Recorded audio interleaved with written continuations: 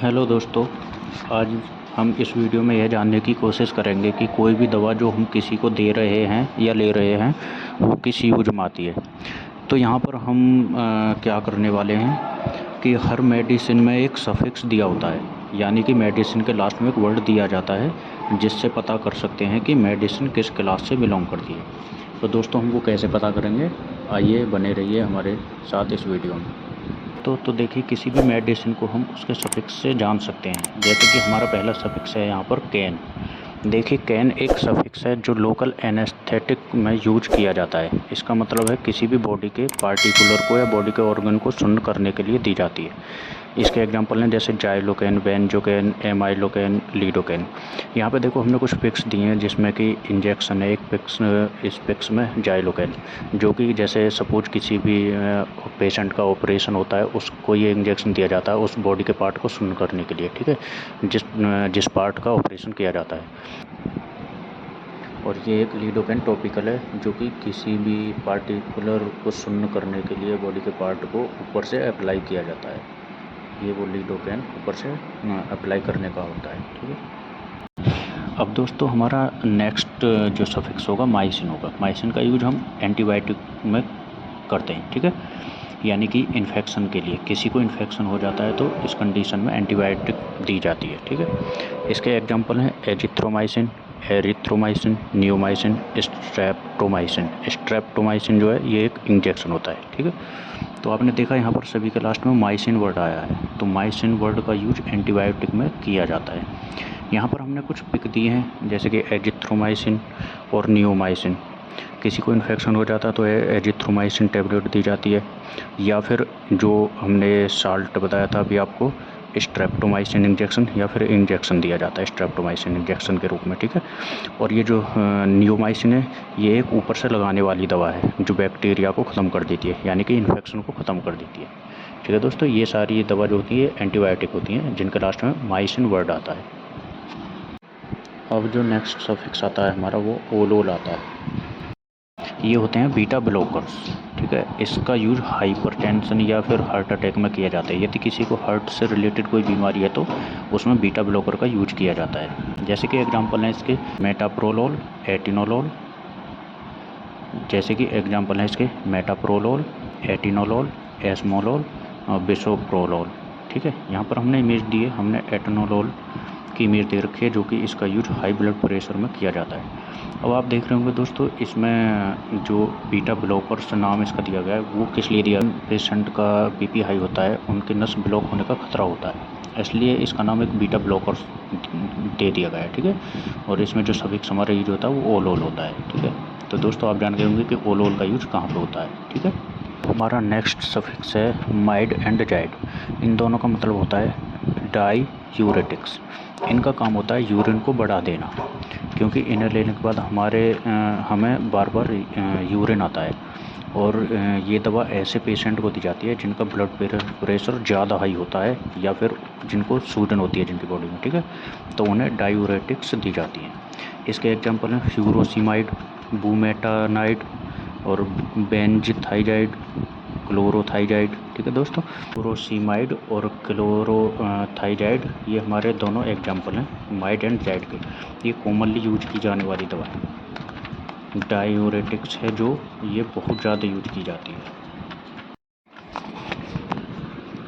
तो दोस्तों अब हमारा नेक्स्ट सफिक्स है पाम, ठीक है। तो इसका यूज जो होता है एक एंटीजाइटी के रूप में किया जाता है, यानी कि किसी को घबराहट हो या बेचैनी हो या नींद नहीं आती हो उसे दी जाती है। लेकिन दोस्तों ये जो मेडिसिन होती हैं ये बिना प्रिस्क्रिप्शन के कहीं पे भी नहीं मिल सकती है, क्योंकि जहाँ पे भी ये मेडिसिन लेने जाओगे वो प्रिस्क्रिप्शन ज़रूर मांगता है।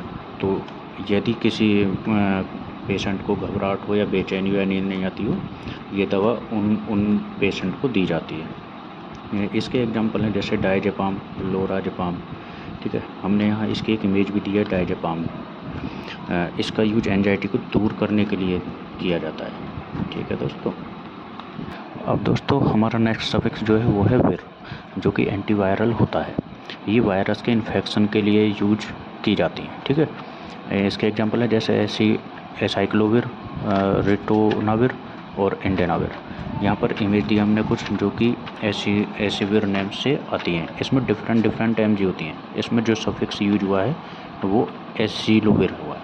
ठीक है दोस्तों, ये एंटीवायरल के लिए ज़्यादातर यूज होती हैं। जैसे कोई भी वायरस इन्फेक्शन हो उसके लिए यूज होती हैं मोस्टली। जिस मेडिसिन के लास्ट में विर वर्ड आता है जिसे हम सफिक्स बोलते हैं, समझ जाइए ये एक एंटीवायरल के लिए, इन्फेक्शन के लिए यूज होती है मेडिसिन। नेक्स्ट सफिक्स है वो है स्टैटिन। ये मेडिसिन ये मेडिसिन ऐसे पेशेंट को दी जाती है जिनका कोलेस्ट्रॉल बढ़ जाता है, क्योंकि इनका यूज एंटी हाइपरलिपिडेमिक्स के लिए किया जाता है और इन पेशेंट को हार्ट अटैक के चांसेस बढ़ जाते हैं, तो उसे दूर करने के लिए ये स्टैटिन दी जाती है। इनके कुछ एग्जांपल्स हैं अटोरवास्टैटिन, सिम्वास्टैटिन और लोवास्टैटिन।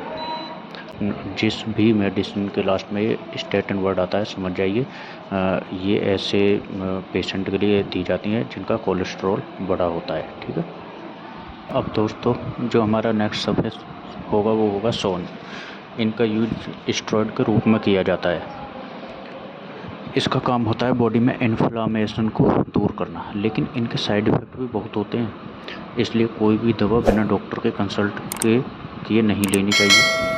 इसके एग्जांपल हैं जैसे बीटामेथासोन और कोर्टिसोन और डेक्सामेथासोन। यहाँ पे हमने एक इमेज भी दी हुई है जो डेक्सोना नेम से है। डेक्सोना जो होता है ये ब्रांड नेम होता है, जो कंपनी से बनाती है उसका नेम होता है। और इसमें जो दूसरा दिया हुआ डेक्सामेथासोन ये एक सॉल्ट होता है इसके अंदर। ठीक है दोस्तों, तो इन सभी का यूज एक स्टेरॉइड के रूप में किया जाता है जो कि बॉडी के इन्फ्लामेशन को दूर करती है। ठीक है दोस्तों, ये एक ऐसी दवा होती है जो कि साइड इफेक्ट बहुत करती है। इसका यूज बिना डॉक्टर के कंसल्ट किए कभी नहीं करना चाहिए।